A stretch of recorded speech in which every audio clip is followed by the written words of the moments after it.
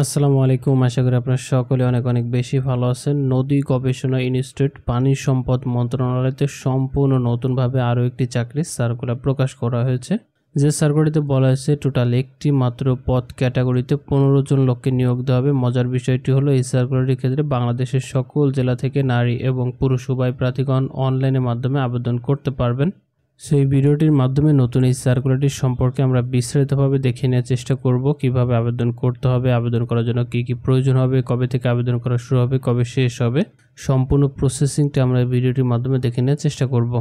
আপনি যদি আমাদের চ্যানেলে নতুন হয়ে থাকেন তাহলে অবশ্যই চ্যানেলটি সাবস্ক্রাইব করে পাশে থাকা বেল বাটনটি অল করে রাখুন, যাতে করে প্রতিনিয়ত আপডেট সকল চাকরির সার্কুলার পেয়ে যান সবার আগে। এবং অলরেডি যারা সাবস্ক্রাইব করেছেন তাদেরকে অসংখ্য ধন্যবাদ আমাদের সাথে থাকার জন্য।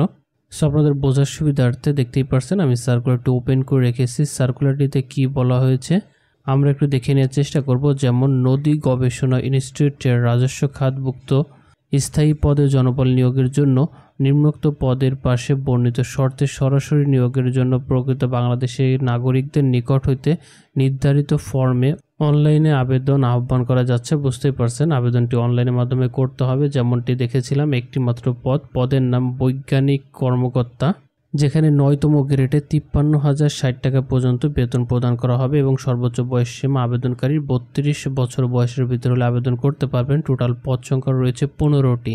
তো এই পদটিতে আবেদন করার জন্য শিক্ষাগত যোগ্যতা হিসেবে আমাদেরকে যেটি প্রয়োজন হবে, কোনো স্বীকৃত বিশ্ববিদ্যালয় হইতে পুরকৌশল, তড়িৎ কৌশল, যন্ত্র কৌশল, পানি সম্পদ কৌশল, কৃষি engineering, river engineering, hydraulics, hydrology, environmental engineering বিষয়ে ন্যূনতম দ্বিতীয় শ্রেণী বা সমানের সিজিপিএতে স্নাতক ডিগ্রি কমপ্লিট করা থাকতে হবে, তাহলে কিন্তু আবেদন করতে পারবেন। বুঝতেই পারছেন পদের জন্য হাইলি এডুকেশন থাকতে হবে এবং এখানে হাইলি একটি স্যালারিও প্রদান করা হবে। 9 নম্বর গ্রেডে 53,060 টাকা পর্যন্ত, অথবা আপনার শিক্ষা জীবনে যদি পদার্থবিদ্যা, ফলিত পদার্থবিদ্যা, গণিত, ফলিত গণিত, মৃত্তিকা বিজ্ঞান বিষয়ে প্রথম শ্রেণী বা সমানের সিজিপিএতে স্নাতকোত্তর বা সমানের ডিগ্রি সহ ন্যূনতম দ্বিতীয় শ্রেণী বা সমানের সিজিপিএতে স্নাতক সম্মান ডিগ্রি কমপ্লিট করা থাকলে কিন্তু আবেদন করতে পারবেন। এই পদের ক্ষেত্রে বাংলাদেশের সকল জেলা থেকে নারী এবং পুরুষ উভয় প্রার্থীগণ অনলাইনের মাধ্যমে আবেদন করা যাবে। আবেদনকারী বয়সটি এখানে যেভাবে হিসাব করা হবে উল্লেখ করা রয়েছে। 1 এপ্রিল 2025 তারিখ অনুযায়ী প্রার্থীর বয়স সর্বোচ্চ 32 বছর পর্যন্ত আবেদন করতে পারবেন।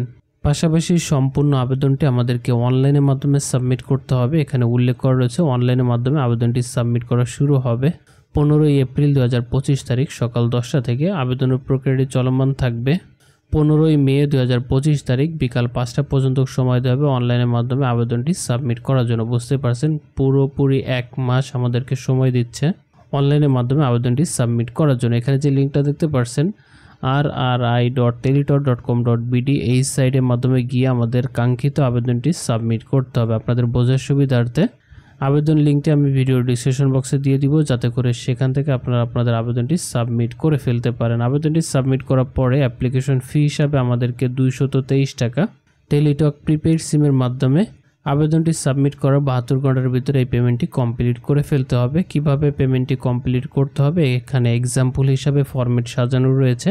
এই SMS ফরম্যাটটি ফলো করে আপনি নিজের পেমেন্টটি নিজেই কমপ্লিট করে ফেলতে পারবেন। সো আবেদনটি যেহেতু 15 তারিখ থেকে করা শুরু হবে, এখনও আবেদন করা শুরু হয়নি। আবেদন করা শুরু হলে কিভাবে আবেদনটি সাবমিট করতে হবে এই প্রসেসিংটি আমি আপনাদেরকে দেখানোর চেষ্টা করব। সো আজকের ভিডিওটি এখানে শেষ করছি। ভালো লাগলে অবশ্যই লাইক করে দিবেন, আর চ্যানেলে নতুন হলে সাবস্ক্রাইব করে রাখবেন, বন্ধুদের সাথে শেয়ার করে রাখবেন। আবারও ফিরে আসবো নতুন কোনো চাকরির সার্কুলার নিয়ে। তত সময় ভালো থাকবেন। আল্লাহ হাফেজ।